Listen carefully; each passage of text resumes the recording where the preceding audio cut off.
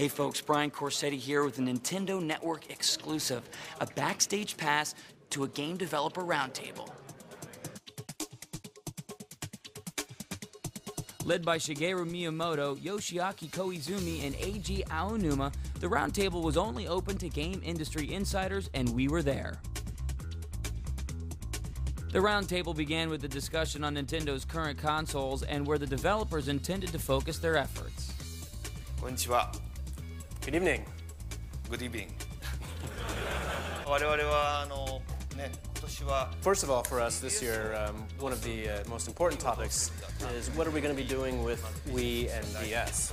And of course today we did announce Wii U, but because that's not going to be coming until later, tonight what we'd like to do is focus more on Nintendo 3DS. Nintendo eShop opened yesterday for Nintendo 3DS, and as of today, there are 10 3D trailers of games that are appearing here at E3 that are available for download. How many people are using the Street Pass? If you have it with you and it's turned on, you perhaps have gotten my Mii tonight. It's not my official Mii that's being distributed on the show floor. This is my personal private Mii on my own system. The official Miis all have gold pants. Next, new Nintendo games were discussed. Mr. Aonuma introduced The Legend of Zelda Skyward Sword. And there's actually an entrance into the Siren World here within the forest.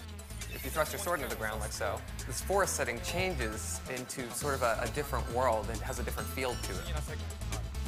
The biggest hallmark of gameplay in Skyward Sword, I think, really has to do with the idea of being familiar with your environments, understanding how they're laid out and how you need to move through them, because you're going to see those areas multiple times and you're going to interact with them in different ways.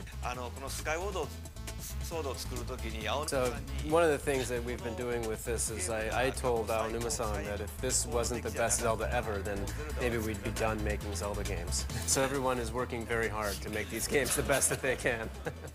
Next, Mr. Koizumi introduced Super Mario and revealed a special treat for the Legend of Zelda fans. In honor of the 25th anniversary of The Legend of Zelda, we decided to create a very distinctive stage. So this is a Zelda scrolling dungeon style level. And Mr. Miyamoto introduced Luigi's Mansion 2, which included exclusive footage only for attendees of the roundtable. Perhaps you can look forward to it relatively early next year, and that's a game that we announced today for the first time. That's Luigi's Mansion 2.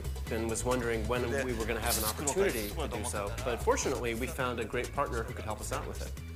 It's a company called Next Level Games from Canada. The X button is the action button in this game, and so it'll allow Luigi to do a lot of different actions. In that case, you had the opportunity to kind of peer through a little peephole into the next room. And when you do that, then you can use the gyro to look around. And this game has a map that's always displayed on the bottom screen. So if you play on the top screen while keeping an eye on that map on the bottom screen, you'll find that there are a lot of secrets to discover. Really, the reason that we made this is because I wanted to.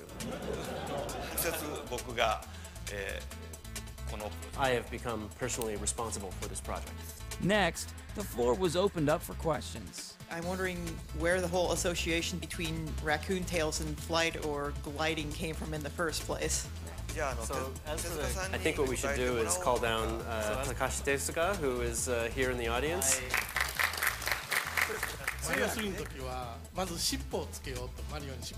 So actually the idea for the Tanuki suit came originally from wanting to put a tail on Mario. He could do the little spin move and hit the enemies with his tail. Once we had the tail on Mario, we thought, well, we've got this great tail. I mean, isn't there something else that we can do with it? And so then the next thing we started to do was to have the tail kind of flutter back and forth. It's kind of like a propeller.